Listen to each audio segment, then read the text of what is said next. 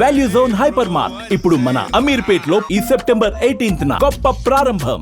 వివాదాస్పద దర్శకుడు రామ్ గోపాల్ వర్మకి కేసులు కొత్త కాదు. అయితే ఇప్పుడు మరొక కొత్త కేసులో ఇరుక్కున్నారు. గతంలో ఆయన తీసినటువంటి సినిమాలపైన ఆంధ్రప్రదేశ్లో రాజకీయాల విషయంలో ఆయన వేలు పెట్టిన వైనం పైన అనేక ఫిర్యాదులు వచ్చాయి. ఇప్పటికే సిఐడి ఇన్వెస్టిగేషన్స్ అని లేదంటే ఆ లోకల్ పోలీస్ స్టేషన్స్లో వచ్చినటువంటి ఫిర్యాదులపైన విచారణ కోసం రామ్ గోపాల్ వర్మ ఆయా ప్రాంతాల్లో పర్యటిస్తూనే ఉన్నారు. ఇప్పుడు తాజాగా మరొక వివాదం రాజుకుంది. అయితే ఈసారి ఏకంగా ఒక సీనియర్ ఐపీఎస్ అధికారిని కేసు పెట్టడం అనేది ఆసక్తికరంగా మారింది. 2022లో రామ్ గోపాల్ వర్మ దహనం పేరుతో ఒక వెబ్ సిరీస్ని తీశారు. అదే ఇప్పుడు ఆయన దహించేటువంటి స్థితికి తీసుకొచ్చింది. ఆ కథా కమామి షెడ్లో ఒకసారి మనం చూద్దాం. రామ్ గోపాల్ వర్మ గతంలో తీసినటువంటి సినిమాలు, ఇది దహనం ప్రమోషన్స్ సమయంలో, ఎందుకంటే ఇది ఒక వెబ్ సిరీస్ తరహాలో తీశారు.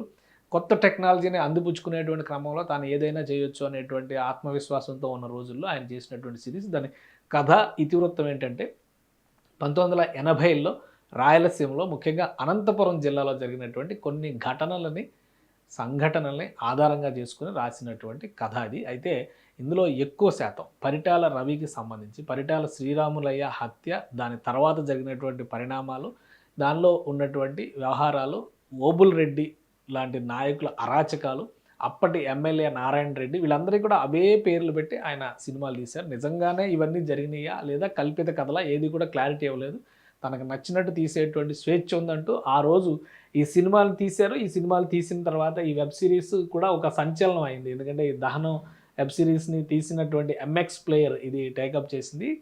కథలో సినిమాలో కూడా అటు నార్త్ ఇటు సౌత్కి సంబంధించినటువంటి అనేక మంది ఆర్టిస్టులను ఉపయోగించారు. అందరికీ కనెక్ట్ అయ్యే విధంగా ఈ కథని రాసుకుంటూ వచ్చారు. మేజర్ రోల్ ఇందులో పరిటాల రవి బ్రదర్ హరిని ఒక లీడ్ రోల్గా తీసుకుని ఆయన తండ్రి హత్య తర్వాత జరిగిన పరిణామాలు, ఆ తర్వాత నక్సలిజంలో వీళ్ళు వెళ్ళినటువంటి విధానం అనేది అక్కడ ప్రొజెక్ట్ చేశారు. అయితే మేజర్గా కథ మొత్తం నరేషన్ చేసేది ఒక పోలీసు అధికారిని. ఆమె పేరు అంజనా సిన్హా. అయితే రాయలసీమలో గతంలో అంజనా సిన్హా అనేటువంటి ఒక ఐపీఎస్ అధికారి పనిచేశారు. రాయలసీమ డిఐజీగా, అనంతపురం జిల్లా ఎస్పీగా, అంతకు ముందర కూడా ఆమె ఈ ప్రాంతంలో పనిచేసినటువంటి అనుభవం ఉన్నటువంటి అధికారిని.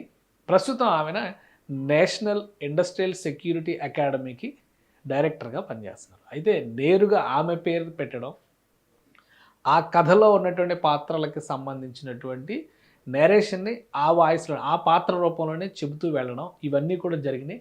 సో చూసే వాళ్ళకి ఇది ఒక పోలీసు అధికారి చెప్పినటువంటి కథ అనేటువంటి ఇమేజ్ వచ్చే విధంగా ఉన్నటువంటి స్టోరీ. సో దీనిపైన కనీసం తనను ఎవరూ సంప్రదించలేదు. ఈ కథ గురించి కానీ ఈ నెరేషన్ గురించి కానీ ఏది తెలియదు. ఇది తన ప్రొఫెషనల్ స్టాండ్కి ఇబ్బందికరమైనటువంటి సందర్భంగా గతంలో దీనిపైన కూడా ఆమె రియాక్ట్ అయినా కానీ ఎవరో పట్టించుకున్నటువంటి పరిస్థితి లేదు. కానీ ఇప్పుడు రాయదుర్గం పోలీస్ స్టేషన్లో కేసు పెట్టారు. ఈ కేసు విచారణ కోసం నిర్మాతగా దీనికి వ్యవహరించింది రామ్ గోపాల్ వర్మ, దర్శకత్వం చేసింది అగత్య మందు. సో వీళ్ళందరినీ కూడా విచారణకి పిలుస్తున్నారు ఇప్పుడు పోలీసులు. రాయదుర్గం పోలీస్ స్టేషన్లో ఈ కేసు ఫైల్ అయింది. సో మొత్తం క్యారెక్టర్స్ విషయంలో కూడా అంజనా సిన్హా అనేటువంటి క్యారెక్టర్, అంటే ఈషా కొప్పికర్ ఈ సినిమాలో ఆ రోల్ చేశారు.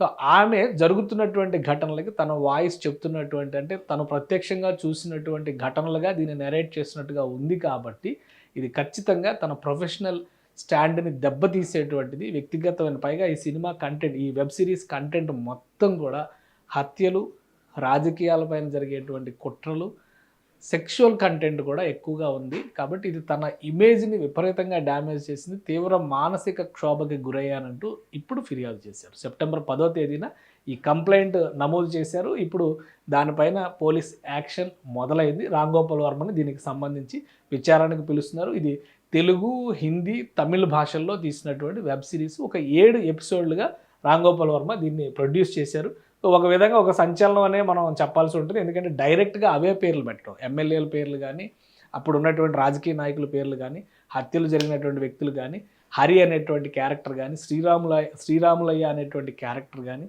తర్వాత ఎమ్మెల్యేగా ఉన్న నారాయణ రెడ్డి పేరు కానీ, అప్పట్లో దురాగతాలకు పాల్పడ్డారని చూపించినటువంటి వ్యక్తి ఓబుల్ రెడ్డి క్యారెక్టర్ కానీ, ఆయన సోదరుడు రమణారెడ్డి క్యారెక్టర్, వీళ్ళందరూ కూడా కొంతమంది వాళ్ళ కుటుంబాలు బతికే ఉన్నాయి. ఇప్పుడు వాళ్ళ కుటుంబాలకు సంబంధించినటువంటి వ్యక్తులు కూడా చాలామంది ఉన్నారు. కానీ తనకు లభించినటువంటి స్వేచ్ఛతో రామ్ గోపాల్ వర్మ ఈ సిరీస్ తీశారు. అలానే ఇది ఎంఎక్స్ ప్లేయర్లో ఇన్స్టాల్ చేశారు. కానీ ఎంఎక్స్ ప్లేయర్ నుంచి కూడా దీన్ని తొలగించేశారు. ప్రస్తుతం ఈ సిరీస్ అవైలబుల్ లేదు. కానీ యూట్యూబ్లో ఇంటర్నెట్లో మాత్రం చాలా ఎపిసోడ్లు ఇవి కనిపిస్తున్నాయి. ఈ 7 ఎపిసోడ్లకు సంబంధించినటువంటి సిరీస్లు కనిపిస్తున్నాయి. ఈ దురాగతాలు జరిగినటువంటి విధానం ఇవన్నీ కూడా ఒక ఐపీఎస్ ఆఫీసర్ వాయిస్లో నేరేట్ చేయడం అనేది అది అంజనా సిన్హా ప్రొఫెషనల్ లైఫ్ని రిఫ్లెక్ట్ చేస్తున్నటువంటి విధంగా ఉంది అంటూ ఆమె కేసు ఫైల్ చేశారు.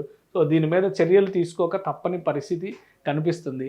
ఏ విధంగా ముందుకెళ్తుంది? ఎందుకంటే ఇప్పటికే వ్యూహం సినిమాకి సంబంధించినటువంటి కేసులు, వ్యూహం సినిమా ప్రొడ్యూసర్ పైన ఉన్నటువంటి విచారణ జరుగుతున్నటువంటి ఇవన్నీ కూడా జరుగుతున్నాయి. ఇప్పుడు మరొక కేసు రామ్ గోపాల్ వర్మ పైన ఫైల్ అయింది. ఇది కూడా హైదరాబాద్ రాయదుర్గం పోలీస్ స్టేషన్లో ఫైల్ అయింది కాబట్టి ఇప్పుడు ఆంధ్రాలో మాత్రమే కేసులు ఫైల్ అయినాయి. ఇది హైదరాబాద్లో కేసు ఫైల్ అయింది కాబట్టి ఏ విధంగా విచారణ జరుగుతుంది అనేది వేచి చూడండి.